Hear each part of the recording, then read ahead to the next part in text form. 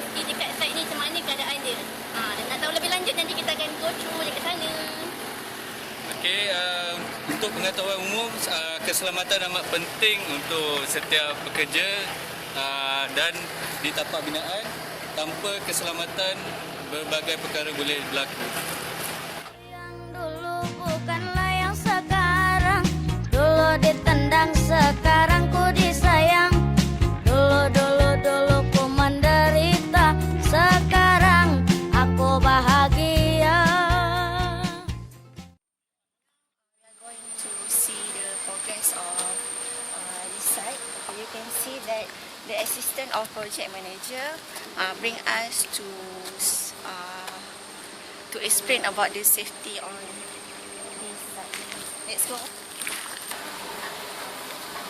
Okay, now we are arriving at workers' accommodation. You can see there the blue one. So let's see what's in it.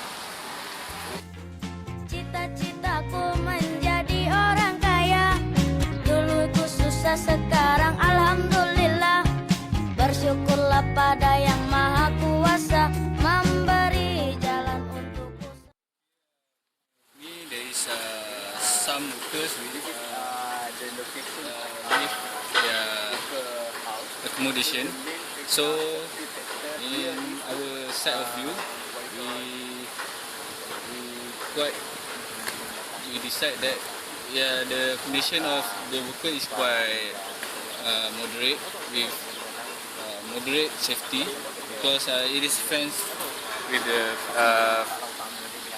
hoarding, and also the distance of their accommodation is quite far from the construction site. Okay, that's all. Hidupku dulunya seorang pengamen pulang malam, selalu bawa uang recehan, mengejar cita-cita paling mulia, membantu keluarga di We rumah. are at the 7th floor. So from what we can see, the workers that are involved in the installation of formwork do not wear the safety harness and safety jacket. They only wear the safety helmet and also the safety shoe. So what we can find is the attitude about the safety is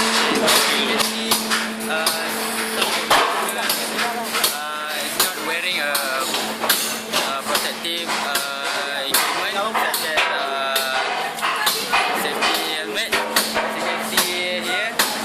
So this is a danger because car can be fined.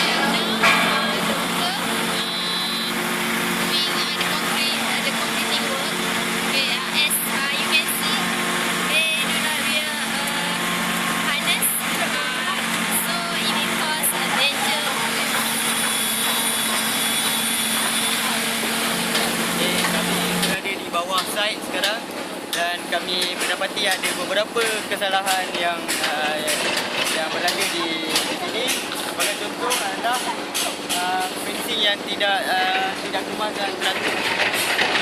Okay, pada penglihatan kami, keadaan yang membahayakan boleh terjadi kepada pekerja disebabkan oleh pemasangan pagar yang tidak sempurna.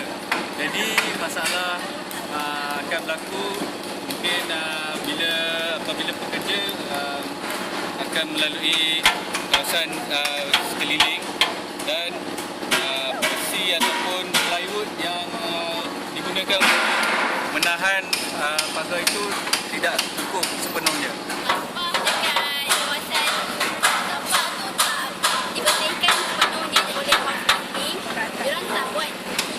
Jatuhkan sampah ke kawasan yang sepatutnya itu, dia akan membahayakan kepada pekerja-pekerja yang akan dilakukan ini.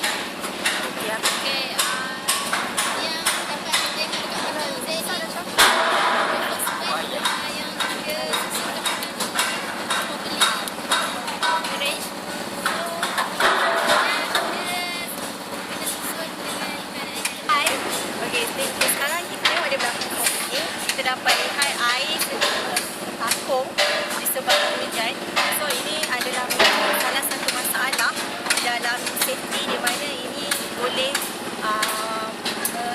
menggunakan punca nyamuk Aedes melaka. Dan kita juga boleh dapat lihat di sekitar site ini juga tidak mempunyai proper storage area. So sepatutnya site ini perlu apply 5S application to improve the safety testing. Ini adalah salah satu penggunaan mesin yang berbahaya. So kita boleh lihat di sini pekerja tidak sarung tangan ketika hendak berhenti tersebut. So ini merupakan salah satu attitude yang tidak bagus di mana dia akan mengurangi keselamatan pekerja.